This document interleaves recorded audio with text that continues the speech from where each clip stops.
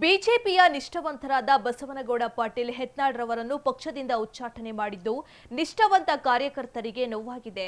ಕೂಡಲೇ ಇದನ್ನು ವಾಪಸ್ ಪಡೆಯಬೇಕು. ಅಷ್ಟೇ ಅಲ್ಲದೆ ಮಾಜಿ ಸಚಿವ ಎಂಪಿ ರೇಣುಕಾಚಾರ್ಯರನ್ನು ಪ್ರಾಥಮಿಕ ಸದಸ್ಯತ್ವದಿಂದ ಉಚ್ಚಾಟನೆ ಮಾಡಿ ಪಕ್ಷದ ಶಿಸ್ತನ್ನು ಎತ್ತಿ ಹಿಡಿಯಬೇಕೆಂದು ಹೊನ್ನಳ್ಳಿ ತಾಲೂಕಿನ ಬಿಜೆಪಿ ಮುಖಂಡ ಶಾಂತರಾಜ್ ಪಾಟೀಲ್ ಆಗ್ರಹಿಸಿದರು. ಸುದ್ದಿಗೋಷ್ಠಿಯಲ್ಲಿ ಮಾತನಾಡಿದ ಅವರು, ಮಾಜಿ ಸಚಿವ ಎಂಪಿ ರೇಣುಕಾಚಾರ್ಯರಿಗೆ ಬಿಜೆಪಿಯ ರಾಷ್ಟ್ರೀಯ ಶಿಸ್ತು ಪಾಲನಾ ಸಮಿತಿ ಶೋಕಸ್ ನೋಟಿಸ್ ನೀಡಿರುವುದು ಸ್ವಾಗತಾರ್ಹ. ಕೂಡಲೇ ಎಂಪಿ ರೇಣುಕಾಚಾರ್ಯರನ್ನು ಬಿಜೆಪಿ ಪಕ್ಷದಿಂದ ಉಚ್ಚಾಟನೆ ಮಾಡಿ ರಾಜ್ಯದಲ್ಲಿ ಪಕ್ಷದ ಗೌರವವನ್ನು ಉಳಿಸಿಕೊಳ್ಳಬೇಕು ಎಂದ ಅವರು, ಭಾರತೀಯ ಜನತಾ ಪಾರ್ಟಿಯ ಇವತ್ತಿನ ನಮ್ಮ ಕಾರ್ಯಕರ್ತರು ಬಣ ಬಡಿದಾಟವನ್ನು ನೋಡಿ ಮಾನಸಿಕವಾಗಿ ನೊಂದಿದ್ದಾರೆ ಎಂದು ಅಸಮಾಧಾನ ವ್ಯಕ್ತಪಡಿಸಿದರು. ಸದ್ಯದಲ್ಲೇ ಸ್ಥಳೀಯ ಸಂಸ್ಥೆಗಳಾದ ಪಟ್ಟಣ ಪಂಚಾಯಿತಿ, ಪುರಸಭೆ, ಜಿಲ್ಲಾ ಪಂಚಾಯಿತಿ, ತಾಲೂಕು ಪಂಚಾಯಿತಿ, ಗ್ರಾಮ ಪಂಚಾಯಿತಿ ಸಹಕಾರ ಕ್ಷೇತ್ರಗಳ ಚುನಾವಣೆಯ ಹೊಸ್ತಿಲಲ್ಲಿದ್ದು, ಇಂತಹ ಸಂದರ್ಭದಲ್ಲಿ ಎಲ್ಲರನ್ನೂ ಕೂರಿಸಿ ಸರಿಪಡಿಸುವ ಬದಲು ಉಚ್ಚಾಟನೆ ಮಾಡಿರುವುದು ಸರಿಯಲ್ಲ ಎಂದರು. ಸುದ್ದಿಗೋಷ್ಠಿಯಲ್ಲಿ ಎಬಿ ಹನುಮಂತಪ್ಪ, ಎಂಆರ್ ಮಹೇಶ್, ಸಿದ್ದೇಶ್, ದೇವರಾಜ್ ಇದ್ದರು. ಸರ್ಕಾರ ಪಂಚ ಯೋಜನೆಗಳನ್ನು ಕೊಡೋದ್ರ ಮುಖಾಂತರ ಆರ್ಥಿಕವಾಗಿ ದಿವಾಳಿತನವನ್ನು ಅಂಚಿನಲ್ಲಿ ತಲುಪಿದೆ ಅಂತಕ್ಕದ್ದು ಎಲ್ಲರಿಗೂ ಗೊತ್ತಿರತಕ್ಕಂಥ ಭಾರತೀಯ ಜನತಾ ಪಾರ್ಟಿಯ ರಾಜ್ಯ ಜಿಲ್ಲಾ ಪದಾಧಿಕಾರಿಗಳು ಸದನದ ಹೊರಗೆ ಭಾರತೀಯ ಜನತಾ ಪಾರ್ಟಿಯಿಂದ ಆಯ್ಕೆಯಾಗಿರ್ತಕ್ಕಂಥ ವಿಧಾನಸಭೆ ವಿಧಾನ ಪರಿಷತ್ತಿನ ಸದಸ್ಯರು ಸದನದ ಒಳಗೆ ಹೋರಾಟವನ್ನು ಮಾಡೋದ್ರ ಮುಖಾಂತರ ಭಾರತೀಯ ಜನತಾ ಪಾರ್ಟಿನ ಬಲಿಷ್ಠ ಮಾಡಬೇಕಾಗಿತ್ತು, ಗಟ್ಟಿಗೊಳಿಸಿ. ಯಾಕೆ ಅಂತೇಳಿದ್ರೆ 2025 ಈ ವರ್ಷ ಏನಿದೆ ಇದು ಚುನಾವಣಾ ಹೊಸ್ತಿಲಲ್ಲಿ ಎಲ್ಲ ಪಕ್ಷಗಳು ನಿಂತಿದ್ದಾವೆ, ಅದು ಭಾರತೀಯ ಜನತಾ ಪಾರ್ಟಿಯು ಕೂಡ. ಬಹುಶಃ ನಮಗೆ ಗೊತ್ತಿರುವಾಗ ಜಿಲ್ಲಾ ಪಂಚಾಯತಿ ತಾಲೂಕು ಪಂಚಾಯತಿ ಚುನಾವಣೆ ಬರುವ ಬಸವನ ಜಯಂತಿ ಆಸುಪಾಸಿನಲ್ಲಿ ನಿರ್ಧಾರ ಆಗದಿದೆ. ಗ್ರಾಮ ಪಂಚಾಯತಿ ಅವಧಿಗೆ ಇನ್ನೊಂದು ತಿಂಗಳು ಬಾಕಿ ಇದೆ. ಸ್ಥಳೀಯ ಸಂಸ್ಥೆಗಳು, ಪುರಸಭೆ, ಪಟ್ಟಣ ಪಂಚಾಯತಿ ಚುನಾವಣೆಗಳು ಹತ್ರ ಆಗ್ತಾ ಇದ್ದಾವೆ.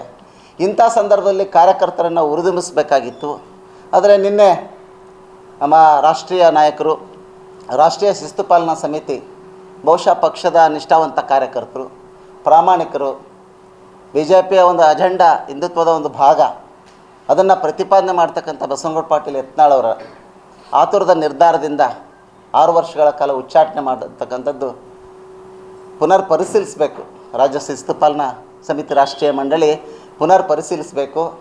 ಬರುವಂಥ ಹತ್ತಿರದ ಚುನಾವಣೆಗಳು, ಕಾರ್ಯಕರ್ತರ ಚುನಾವಣೆಗಳು ಹತ್ತಿರ ಇರೋದರಿಂದ ಪರಿಣಾಮಕಾರ ಬೀಳ್ತದೆ. ಆ ಕಾರಣಕ್ಕಾಗಿ ಅವರ ಉಚ್ಚಾಟನೆಯನ್ನು ದಯಮಾಡಿ ಕೈಬಿಟ್ಟು ರಾಜ್ಯದಲ್ಲಿರ್ತಕ್ಕಂಥ ವ್ಯವಸ್ಥೆಯನ್ನು ಸರಿಪಡಿಸಿ ರಾಜ್ಯದಲ್ಲಿ ಭಾರತೀಯ ಜನತಾ ಪಾರ್ಟಿಯನ್ನು ಗಟ್ಟಿಗೊಳಿಸಬೇಕು ಅಂತೇಳಿ ನಮ್ರತೆಯಿಂದ ರಾಷ್ಟ್ರೀಯ ಅಧ್ಯಕ್ಷರು, ರಾಷ್ಟ್ರೀಯ ಶಿಸ್ತು ಪಾಲನಾ ಸಮಿತಿಗೆ ವಿನಂತಿಯನ್ನು ಮಾಡ್ತೇವೆ. ಹಾಗೆಯೇ ನಮ್ಮಲ್ಲೂ ಕೂಡ ರಾಜ್ಯ ಶಿಸ್ತು ಪಾಲನಾ ಸಮಿತಿ ಇದೆ. ಹುಬ್ಬಳ್ಳಿಯ ನಮ್ಮ ಮಾನ್ಯ ಲಿಂಗರಾಜ್ ಪಾಟೀಲರು ಕರ್ನಾಟಕ ರಾಜ್ಯ ಭಾರತೀಯ ಜನತಾ ಪಾರ್ಟಿಯ ಶಿಸ್ತು ಪಾಲನಾ ಸಮಿತಿಯ ರಾಜ್ಯಾಧ್ಯಕ್ಷರು. ಕರ್ನಾಟಕ ರಾಜ್ಯದಲ್ಲಿ ಭಾರತೀಯ ಜನತಾ ಪಾರ್ಟಿಯ ಬಂಡಾಯದ ಪಿತಾಮಹ, ಬಿ ಜೆ ಪಿಯನ್ನು ಬಂಡಾಯ ಅಂತಕ್ಕದ್ದನ್ನು ದೇಶಕ್ಕೆ ತೋರಿಸ್ಕೊಟ್ಟಿರ್ತಕ್ಕಂಥ ವ್ಯಕ್ತಿ. ಮಾಧ್ಯಮಗಳು ಸಿಕ್ಕಲ್ಲೇ ಭಾರತೀಯ ಜನತಾ ಪಾರ್ಟಿಯ ನಾಯಕರ ವಿರುದ್ಧ ಸಂದರ್ಭ ಬಂದಾಗ ಪರವಾಗಿ ವಿರುದ್ಧವಾಗಿ ಪ್ರತಿಯೊಂದು ದಿವಸದ ಗೋಸುಂಬೆ ಅಂತೆ ಬಣ್ಣ ಬದಲಾಯಿಸಿ ಮಾತನಾಡ್ತಕ್ಕಂಥ ಮಾಜಿ ಸಚಿವರಾಗಿರ್ತಕ್ಕಂಥ ರೇಣುಕಾಚಾರ್ಯರವರನ್ನು ಮೊದಲು ಕರ್ನಾಟಕ ರಾಜ್ಯದಲ್ಲಿ ಕರ್ನಾಟಕ ರಾಜ್ಯ ಶಿಸ್ತು ಪಾಲನಾ ಸಮಿತಿ ಅವ್ರನ್ನ ಉಚ್ಚಾಟಿಸಬೇಕಾಗಿತ್ತು. ರಾಷ್ಟ್ರೀಯ ಶಿಸ್ತು ಪಾಲನಾ ಸಮಿತಿ ರಾಜ್ಯ ಶಿಸ್ತು ಪಾಲನಾ ಸಮಿತಿಗೆ ಸೂಚನೆಯನ್ನು ಕೊಡಬೇಕಾಗಿತ್ತು. ಒಂದು ಕಣ್ಣಿಗೆ ಬೆಣ್ಣೆ, ಒಂದು ಕಣ್ಣಿಗೆ ಸುಣ್ಣ ಮಾಡ್ತಕ್ಕಂಥದ್ರಲ್ಲಿ ಅರ್ಥ ಇಲ್ಲ. ರಾಷ್ಟ್ರೀಯ ನಾಯಕರು ಮಾಡ್ತಕ್ಕಂಥ ಮಹಾನ್ ನಾಯಕ ಏನಲ್ಲ ರೇಣುಕಾಚಾರ್ಯ.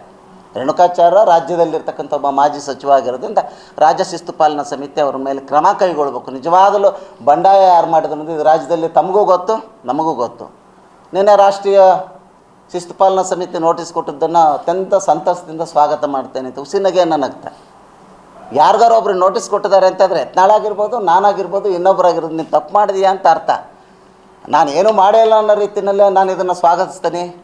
ನನಗೆ ವೀರಶೈವ ಸಮಾಜದ ಮುಖಂಡರು ಫೋನ್ ಮಾಡಿದ್ರು, ಸ್ವಾಮಿಗಳು ಫೋನ್ ಮಾಡಿದ್ರು, ಪಕ್ಷದ ಸಚಿವರು, ಶಾಸಕರು ಏನಾಯ್ತು ಅಂತ ಫೋನ್ ಮಾಡಿದ್ರು ಅಂತೇಳಿ ತನ್ನನ್ನು ತಾನು ಬಿಂಬಿಸ್ಕೊಳ್ತಕ್ಕಂಥ ಸದಾ ರಾಜ್ಯದಲ್ಲಿ ಬಿ ಜೆ ಪಿಯ ಬಂಡಾಯದ ಪ್ರವೃತ್ತಿ. ಮೊನ್ನೆ ಎಲ್ಲ ಜಿಲ್ಲೆಗಳಲ್ಲಿ ಹೋಗ್ಬಿಟ್ಟು ವೀರಶೈವ ಸಮಾಜದ ಸಭೆಗಳನ್ನು ಮಾಡ್ತಾರೆ. ನಾನು ಕೂಡ ಒಬ್ಬ ವೀರಶೈವ, ಪ್ರಶ್ನೆ ಇಲ್ಲ. ಒಂದು ಪಾರ್ಟಿಗೆ ಒಂದು ಸಮಾಜ, ಒಂದು ಇದು ಅಲ್ಲ, ಎಲ್ಲರೂ ಕೂಡಿದಾಗ ಮಾತ್ರ ಭಾರತೀಯ ಜನತಾ ಪಾರ್ಟಿಯ ಕಮಲ ಅರಳಿಸಲಿಕ್ಕೆ ಸಾಧ್ಯ ಐತಿ. ಈ ರೀತಿಯ ಗೊಂದಲಗಳನ್ನು ಮಾಡ್ತಕ್ಕಂಥ ರೇಣುಕಾಚಾರ್ಯರನ್ನು ಮೊದಲು ಉಚ್ಚಾಟಿಸಬೇಕಾಗಿತ್ತು. ಇದು ಶೋಭೆ ಅಲ್ಲ.